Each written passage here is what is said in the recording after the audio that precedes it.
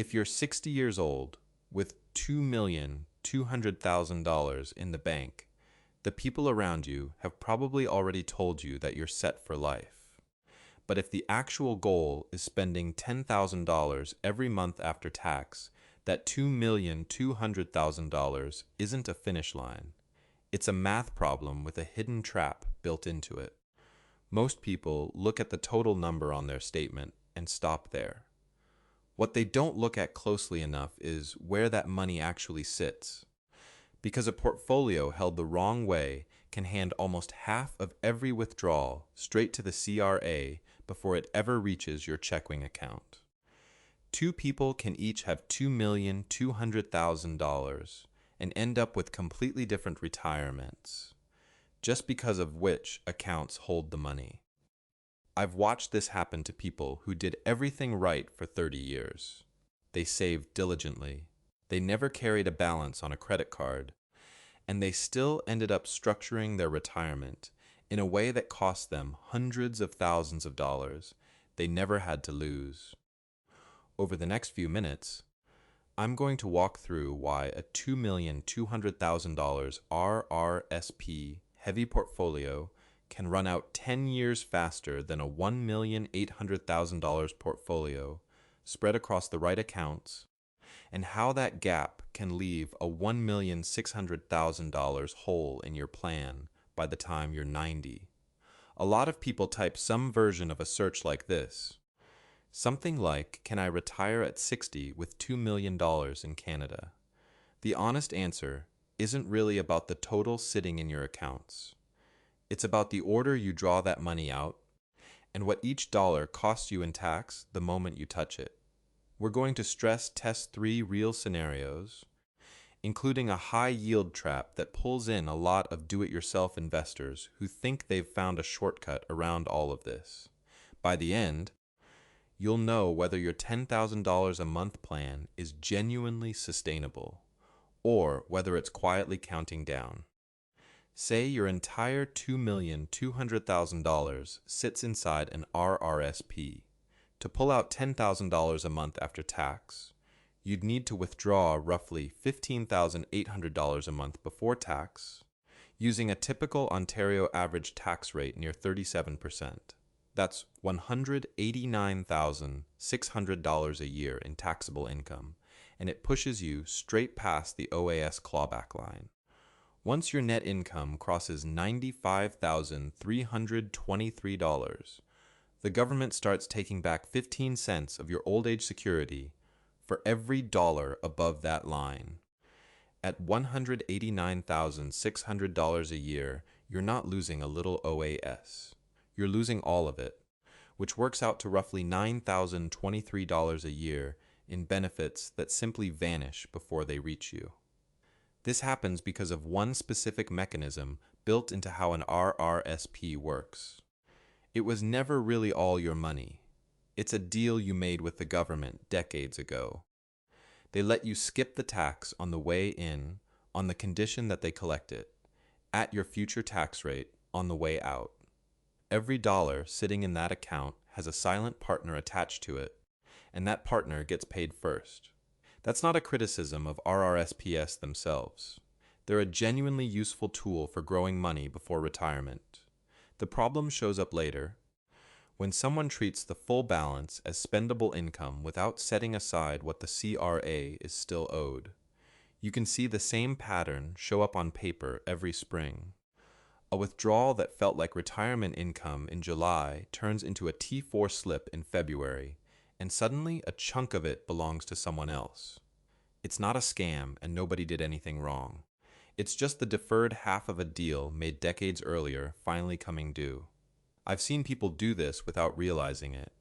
They check their RRSP balance, see $1,900,000 and feel like a multi-millionaire. What they're actually looking at is closer to a tax collector's waiting room, because a large slice of that balance was never fully theirs to begin with. Picture 2 people, each with $2,200,000 at age 60. The first person split it up. $1,200,000 sits outside registered accounts, $700,000 is inside an RRSP, and $300,000 is inside a TFSA. The second person kept almost everything inside the RRSP, with $1,900,000 there and $300,000 in a TFSA. Same total, same lifestyle. But over a full retirement, the second person pays about $435,000 more in lifetime tax for the exact same $10,000 a month. Naturally, once people see a number like that, the instinct is to try to out-earn the tax bill instead of fixing the structure. Chase a higher return, and the tax problem stops mattering, or so it seems. That instinct is exactly what leads people into a more expensive trap. There's a version of this plan that sounds smarter on paper. Instead of touching principal, some people move a big chunk of that $2,200,000 into private mortgages or covered call ETFs, paying somewhere between 9 and 14%. It looks like free money. Collect the yield, never dip into the pile, problem solved. The part that gets skipped is simple but expensive. That 9% isn't capital gains. It's interest, and interest is taxed as regular income, the same bracket your salary used to fall into. If you're already sitting in a high tax bracket in retirement, that 9% gets hit twice. Once by a marginal tax rate near 40%, and again by the 15% OAS clawback. If your income has already crossed that $95,323 line. Run the actual numbers. 9% minus a combined hit of roughly 55% between tax and clawback leaves you with an after-tax yield closer to 4.05%. Compare that to a balanced portfolio averaging 5%, where most of the return shows up as capital gains, taxed at a flat 50% inclusion rate.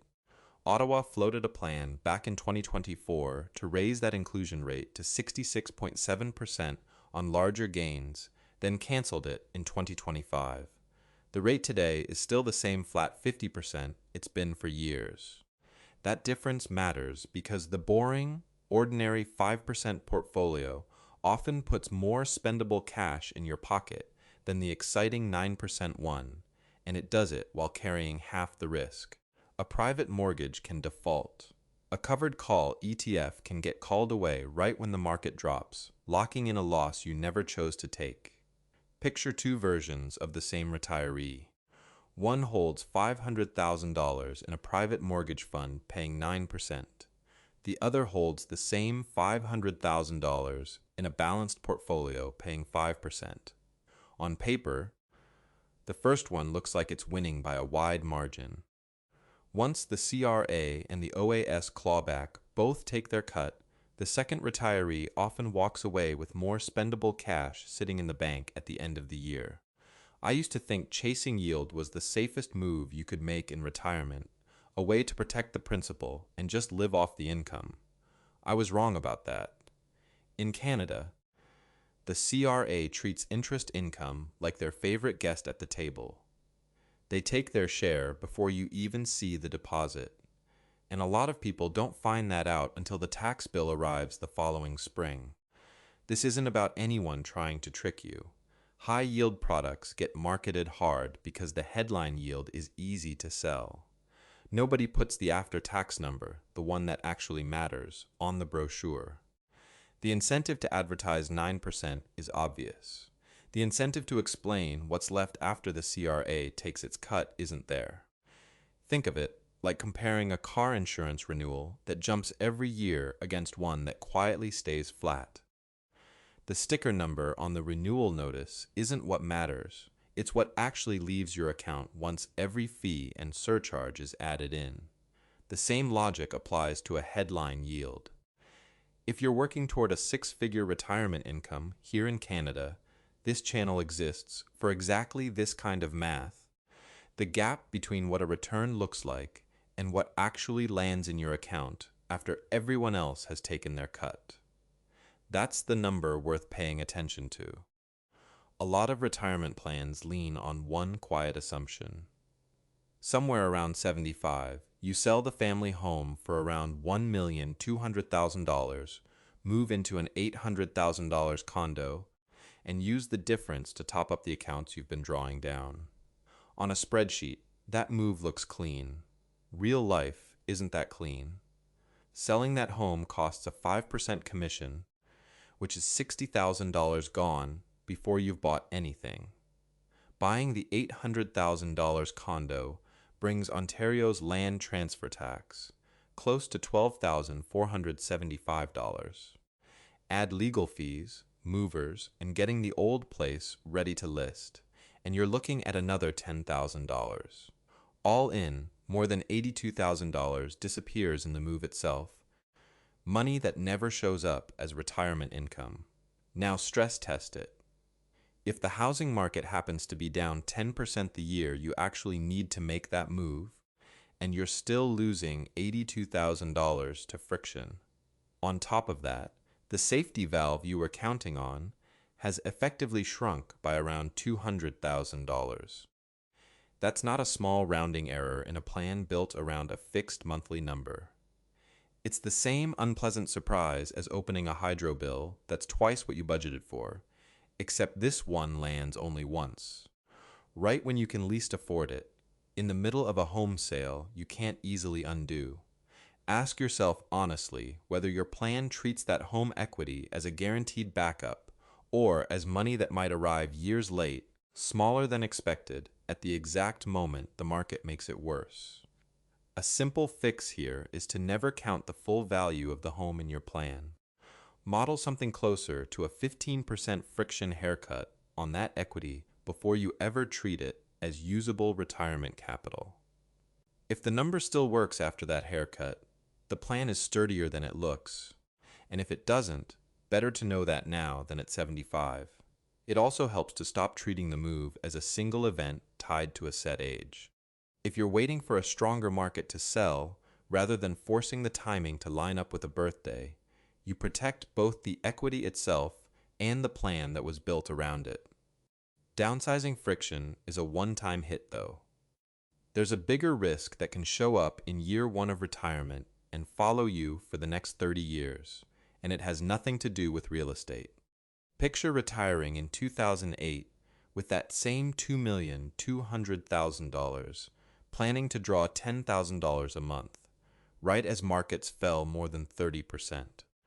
Every withdrawal you make during a crash like that comes out of a shrinking pile, which means you're selling more shares to generate the same income, at exactly the moment those shares are worth the least. That kind of damage, taken early in retirement, is often mathematically impossible to fully recover from, even once markets bounce back. FP Canada, the body that sets the planning assumptions advisors are supposed to use, currently pegs long-term inflation at 2.1% a year.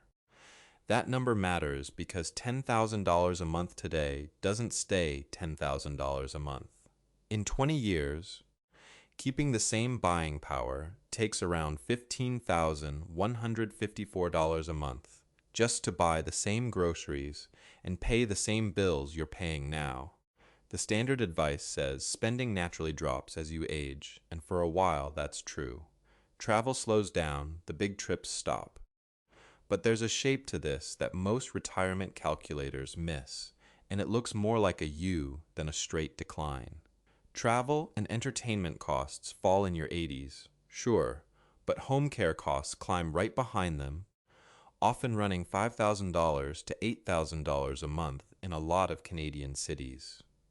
Add in a pharmacy copay that creeps up every renewal, and that so-called smile starts looking less reassuring than the name suggests. So the plan can't just assume spending quietly fades out for good. It has to survive a rough first few years in the markets, and it still has to leave room for a far more expensive final stretch. The way to protect against both at once is something planners call the guardrail strategy, and it changes how much you allow yourself to withdraw each year depending on how the markets are actually doing. None of this means avoiding the stock market altogether. It means keeping enough set aside in steadier holdings that a rough first few years doesn't force you to sell growth assets at the exact moment they're worth the least. There's a popular idea in retirement writing right now that says you should aim to die with zero, spending down every dollar so nothing is left on the table. For a lot of Canadians I talk with, that idea doesn't feel freeing. It feels terrifying. You spent 40 years building that balance. Watching it head towards zero at 95 doesn't register as a win. It registers as something closer to failure, even when the math says it's fine. That reaction is normal. It doesn't mean you're bad with money, and it doesn't mean the plan is wrong. It usually means the plan hasn't given you permission yet.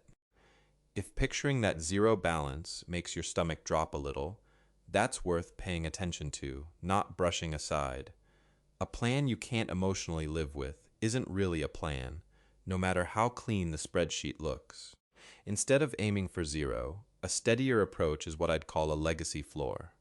You build the plan so that even in a genuinely bad case, a market crash, a longer than expected life, high home care costs later on, the home itself stays untouched and becomes the inheritance by default. Everything else in the portfolio is free to be spent.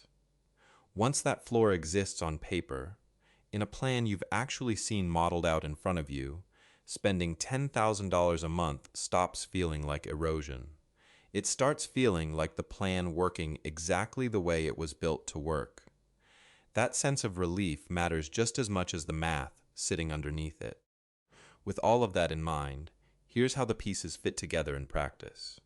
Start by drawing down the RRSP earlier than most people expect, roughly between 60 and 71, keeping your taxable income just under that $95,323 OAS clawback line each year, rather than letting it build into one enormous balance later. This isn't about draining the account recklessly. It means withdrawing a deliberate, calculated amount each year, the same way you'd budget a mortgage payment on a fixed schedule, so the balance shrinks predictably instead of piling up untouched until your 70s force a much bigger tax bill all at once. At the same time, keep maxing out the TFSA, using the $7,000 limit for 2026, and treat that account as a tax-free emergency fund rather than just another investment bucket. Health costs later in retirement tend to arrive without much warning, and this is the pocket of money that can absorb them without triggering more tax or another round of clawback. The third piece is deferring CPP to age 70 instead of starting it at 65. Delaying it that way increases your guaranteed inflation-protected payment by 42%. For someone getting the maximum CPP, that's roughly an extra $633 a month. For life, backed by the government rather than the stock market. Put together, these three moves shrink the RRSP before it turns into a tax problem, protect a tax-free pocket for the unexpected, and lock in a bigger guaranteed income floor that no market downturn can touch. $2,200,000 is enough to support $10,000 a month in retirement. But only if you stop treating that balance as a finish line and start treating it as a structure that needs managing, one that can quietly hand a huge share to the CRA if you let it sit in the wrong accounts, chase a high yield trap, or assume the home will bail you out without friction. If you're building toward this kind of retirement here in Canada, stick around and subscribe to Brian's Canadian Retirement Playbook. We'll keep digging into the moves that protect what you've actually built. Retirement was never really about the number sitting on your statement. It's about what actually lands in your pocket every month after everyone else has taken their cut.